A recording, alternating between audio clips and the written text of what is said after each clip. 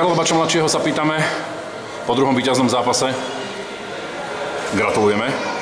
Chalani sa už vidia jednou nohou na bronzovom stupienku, ako bude ťažké krotiť nejakým spôsobom tieto, ani nie že očakávania, ale tento entuziazmus alebo niečo podobné, aby to neprehnali chlapci.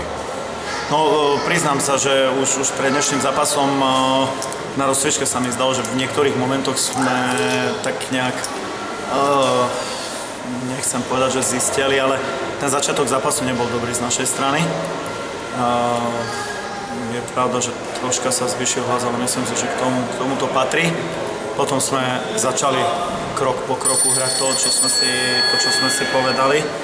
A otočili sme ten zápas a myslím si, že už v závere sme priebeh zápasu kontrolovali.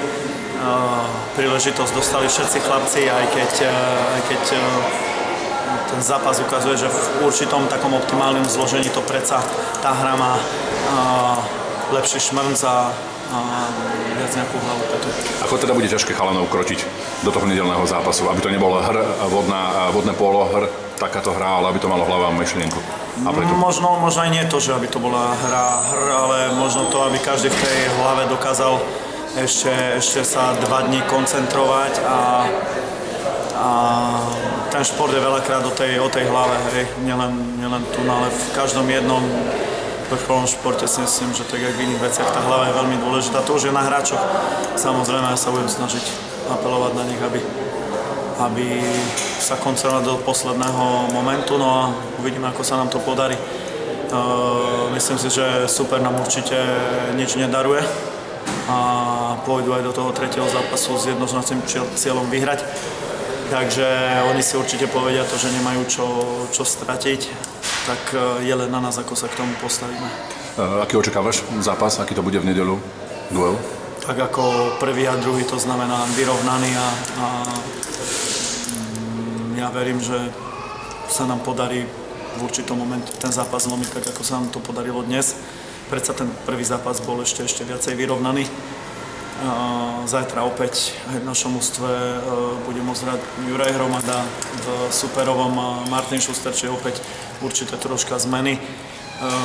Uvidíme, akej my zostave nastúpime. Sú niektorí hráči, ktorí troška by som tak povedal, nejaká taká iskra im chýba v tých záverečných dueloch.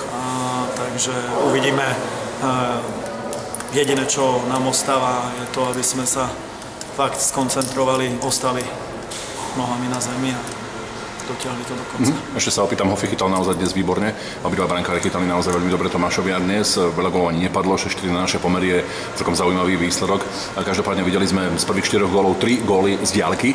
Naozaj pekne umiestnené strely, keď Tomáš Balogh povedal, že niekedy je to možno aj otázka šťastia, ale predsa len sa trošičku viac chalani osmeľujú aj tými strelami z diaľky. Padá to tam? Tak Tomáš nás dneska jednoznačne podržal.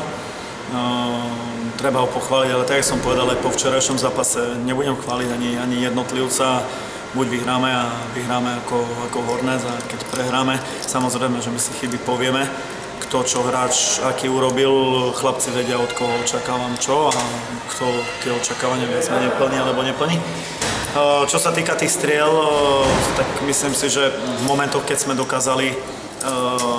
dokázali troška toho supera viacej podržať na nohách, to znamená, rozhádzali sme tú obranu, hýbali sme sa troška do strany, tie strely nám vošli, Mišo Kusko pekne dvakrát trafil, takže uvidíme, ako to bude a verím, že nám tá strela v rámci normy pôjde aj ďalej.